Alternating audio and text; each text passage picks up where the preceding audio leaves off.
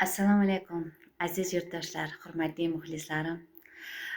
Bugungi mana tong otib kelyapti. Hali qorong'i bo'lgani uchun efirda ham xiraroq ko'rinyapti. Uzr so'rayman. Alloh nasib qilsa, mana hozir soat 4:30 bo'ldi. Yana bir soatda Alloh hammamizni ibodatga uyg'otsin. Uyg'onmaganlar sizlarga ham yana bir bor kuningiz, bugungi otgan tongingiz xayrli bo'lsin deyman. Azizlarim, men yana bugun bugungi efirim umuman boshqa mavzuda bo'lishi kerak edi, lekin sizlarga bir yangiliklar tayyorlagandim. Lekin bir o'sha kechagi efirimdan keyin bekorga pul xarajat qilmanglar, o'sha oyoq muzlashlar, tizzasi og'riganlar deganimdan keyin bilmadim, bu yerda bitta ikkita negativchilarimiz, menimcha bular doktor bo'lsa kerak dedim. Judayam tanqidlarga sabab bo'lib ketdi bu efirimiz. Hurmatli Tamara opajon, Tamara nimadir yozilgan ekan. Agar siz Tamara opa bo'lsangiz, ismingiz yana kimdir, hurmatli opajonlarim, meni qanchalar janjal qilib sindiraman, shu chiqmasin desangiz ham, nima deydi, bu har bir narsa Allohdan. Men bilasizmi, sabrli ayolman. Allohga behisob shukr aytaman. Shu Allohim sabrli, matonatli, kuchli qilib qo'ydida. Hayot sinovlari mana shunaqa insonni nima qilib qo'yarkanda, pishitib qo'yarkan hayotda. Har bir qiyinchilikni ko'rdik, boshqa nimalarni ko'rdik. Agar men aytyapti, bular yolg'on gapiryapti, nima uchun deyaptida, layk yig'ish uchun pul ishlab menga aytibdi, shu efirlaringiz bilan pul ishlab senga o'sha efirlaringdagi tushgan pul senga nima buyurarmikin debdida. Opajonlarim, akajonlarim, agar erkak bo'lsangiz ham ayol bo'lsangiz ham, men avval ham aytganman, efirlarimdan pul tushmaydi deb. Men hali pulga ulanmagan edim. Agar pulga ulangan taqdirimda ham meni bizni hozir shunaqa nima bo'libdi, O'rta Osiyoda ko'rilgan, men ochiq aytaman, odamlarga o'sha bir nima qilib o'tirmayman, ko'rilgan nima deydi, efirimizni siz ochib ko'rib layk bosganingiz bilan u tushmas ekan. Shunaqa bir qaror chiqibdi, Amerikadan bizni ko'rish kerak ekan.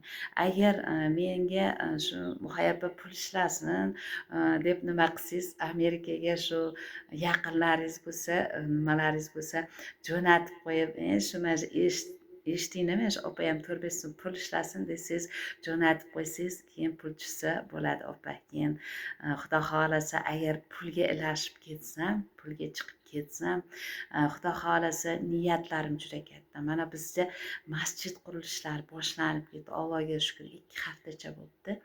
Masjid qurilishi boshlanib ketdi. O'sha masjidlarga berardim.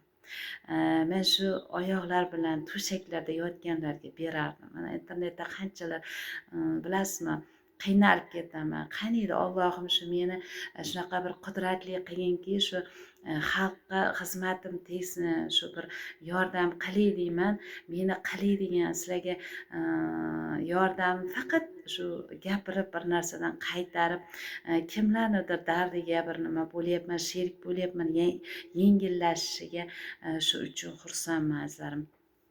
Meni mana 2 yildan beri shu internetda ishlayotgan bo'lsam, xuddi shunaqa bir negativchi nimalarimiz bor edi. Bittasi Jahongir Jahongirovich ismlari judayam haligilar kelishgan. Nima deydi, hoji onalarim, hoji otalarim rosa janjal qilishdi. Voy, ayol kishi bo'lsa, bu kishi bilan nimaga nima qilasiz? Shu alla aytganimda ham shunaqa ham xunuk alla bo'ladimi degan joylari bo'lganda, indamay qo'yaverganman. Hech qachon internetda janjal qilmaganman. Mana shunaqa azizlarim, insonlarni ichida nima deydi, Alloh agar xohlasa sizni hidoyatga boshlab qo'yarkanda, agar Alloh xohlasa zalolatga boshlab, yana zalolatga boshlayverarkan. Shuning uchun bu janjal bu shaytondanda. biz sabrli bo'lishimiz kerak. Mayli o'sha ular nima desalar ham mana shu xalqimizni ichida agar foyda topib bir nima bo'lsa, nima deydi, shu meni efirlarimdan yaxshi bo'lganlar bo'lsa, men xursand bo'laman. Mayli menga qanaqa nima desa ham, nima toshlar otsa ham roziman men. Keyin bu kishi yolg'on gapiryapti deb nima qildilar. Mana xo'jayinim hatto biz Rossiyaga ham deb taklif qilgan. Mana qarang, rossiyskiy nimalarimiz ham bor. Mana rossiyskiy emirtilarim, rossiyaniki ham bor. Mana bulardan nechtasi mana turibdi. Mana endi ko'rasizmi, Samarqandniki, o'zimizniki, hatto Rossiyaga ham borib kelganda xo'jayinim. Mana hozir agar meni, bizni oilamizni taniganlar shu yozib qo'yinglar shu kommentariyaga. Shu Xudoga shukur, shu aytdim, hamma ishni qilib ko'rdik dedim. Shu bizga foyda bergani Alflutopkuli bo'ldi, yaxshi foyda qildi. Rossiyskiy dedi, yaxshi foyda qildi, haqiqatan yaxshi foyda qildi. Faqat u menga bo'lmadi degani, menga qanaqadir allergический tanamda qizarishlar, qichishishlar bo'lgani uchun men ololmadim. Lekin rosa agar olganingiz opa yaxshi bo'lardi dedi. O'sha oyog'ingizdagi juda ham qattiq og'rishlar, grижаlarga juda yaxshi foydasi bor ekanda, men ololmaganman-da. Keyin shu mazza surtib yaxshi bo'lganim uchun sizga ham tavsiya qilib qo'yganman. Azar, meni niyatim bir efirimda aytib o'tgandim. Yoshligimdan shu boshlovchi bo'laman, shu televideniyalarda xizmat qilaman, shunaqa diktor bo'laman degan joylarim bo'lgan deganda, shu uchun chiqishimdan maqsadim biz xo'jayinim meni qo'llab nima qilib turdi, o'zim she'r yozganim uchun va yana o'zim qo'shiqlarni ham o'zim bastalab, o'zim aytib yurganim uchun shu xo'jayinimga maslahat solgandim. Dadasi, shu nima deysiz, insonlarni yaxshi kunlarida xizmat qilsam, shu boshlovchilik qilibda, endi qo'shiq aytib nima emas, shu boshlovchilik qilib, mana to'ylarga borsam, bir xil boshlovchilarni ko'rsam aytaman, voy nima deymanda, nima deydi, to'yni qizdiradigan o'sha sizni yaxshi kunlaringizni chiroyli o'tkazish boshlovchini qo'lida-da. Yaqinda bir o'tgan yil edi, bir to'yga bordik, $700 olib kelgan boshlovchini. To'yda bilasizmi nima bo'lib ketdi, kelin kuyov qolib ketdi-da, nima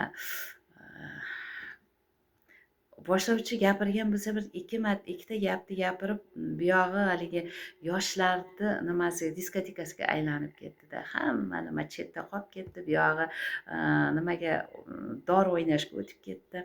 Men aytaman, mana shu yaxshi kunlarda ham, to'ylarda ham boshlovchi insonlarni o'ziga jalb qila olsa, o'zini bir o'sha nimalarda ham bir kelgan odam o'sha to'ydan bir chiroyli qilib mazza qilib dam olib ketsa, bu boshqa narsa bo'ladi-da. Men shu boshlovchilikni boshlayotgan insonlarga ham, shu yoshlarimizga ham aytib o'taman, kitob ko'proq o'qing. Kitob o'qigan odamni nutqi kengroq bo'ladi-da. Hozir men o'zim yozib, o'qib, mana shu joyda mana shuni o'qish kerak, mana shu joyda mana shuni aytish kerak deyman. Allohga shukur, shu ovoz iqtidori berilganligi uchun mana qo'shiqlar ham harakat qilyapman tayyorlashga. Kecha bir 2 kun oldin sizlar uchun shu muxlislarimdan Muhayyoxon ovozingizni sog'indik, shu qo'shiq aytib turardingiz, qo'shiq aytib turing degani uchun Malika Egamberdiyevani agar bilsangiz qo'shiqlari bor edi, shukur qil degan. Uni men hamma vaqt shu ish qilsam, qozon kovlasam ham, uy supursam ham shuni xirkoya qilib aytib yurardim-da. Shuni endi o'zim ovozimda unaqa birovga kestirmadik, boshqa qilmadik, faqat o'sha qizimizni musiqasiga ovozimda nima yozdirib oldim, yozdirib keldim-da. Endi kecha tashlab yuborgan ekan, Xudo xolasa sizga shu bugun kechga sizlarga nasib bo'lsa shu kichkinagina nima qilib videocha qilib dedim shuni tashlab qo'yaylik dedimda. Bu ham shu o'zim yaxshi ko'rgan nimam uchunda. Endi yana bitta gap aytib o'taman. Meni efirlarimda agar men layk bosib nima qiling deb pul ishlash uchun bo'lganda o'sha borib ovoz yozish studiyalarida qo'shiq yozdirib, qo'shiq aytib, she'r o'qib ham chiqib ketaverardim. Meni niyatim xalqimizga yordam tegish. Bir o'tgan yilda bir juda ham xursand bo'lgan tomonlarim ko'p bo'lgan. Bir hali bu menimcha bu opamiz kirmadilar, hali yetib bormadi, chunki avalam o'tgan yili ham shu meni efirlarimni o'chirtirishga harakat qilishdi-da. Nimaga chiqasiz, nima kerak, sizni har kuni ko'rsam asabim buziladi deganlar ham bo'lib qoldi-da. Mayli deb kulib qo'yardim-da, mayli-da deb. Endi shunaqa insonlar bor. Agar mana shunaqa insonlar bo'ladigan bo'lsa, men aytganman, yomon gapirmaganman. Mayli opajon, mayli akajon, agar yoqmasa boshqa efirni ko'ring, boshqa kanalga kiring. Endi meni ham o'zimni eshituvchilarim, o'zimni muxlislarim bor deganman-da. Shuning uchun azizlarim, o'tgan yilgimizda ham bir qizimiz ham juda ham og'ir kasal bo'lgan ekanlar.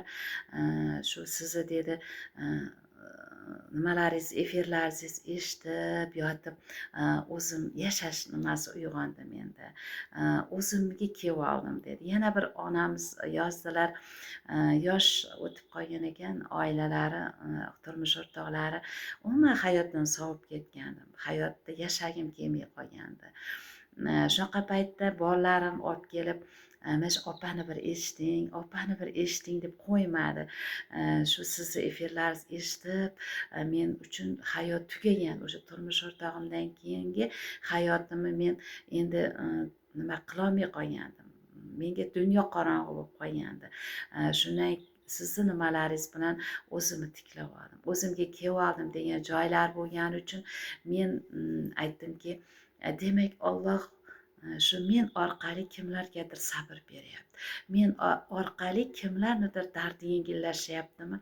Demak, men chiqishim kerak deb o'yladim. Mayliga, o'sha negativchilar hamma vaqt bor. Hamma maqtab gapirmasin. Mayli shu yomonlab ham gapirsin. Ilohim shu efirlarimizga, kanalimizga ko'z tegmasin deyman. Siz ham duo qilib qo'ying. Shu muxlislarimdan iltimos qilaman. Bu negativ so'zlarga muxlislarimga ham ta'sir bo'lyapti-da. Ular ham nima bugun ertalab qarasam, hali bomdod bo'lmagan ekan. O'qib ko'rsam, opa xafa bo'lmang, yo bo'lmasa nima kerak, chiqib ket, yoqmasa debdi-da. Ular ham kayfiyatni buzyapti-da.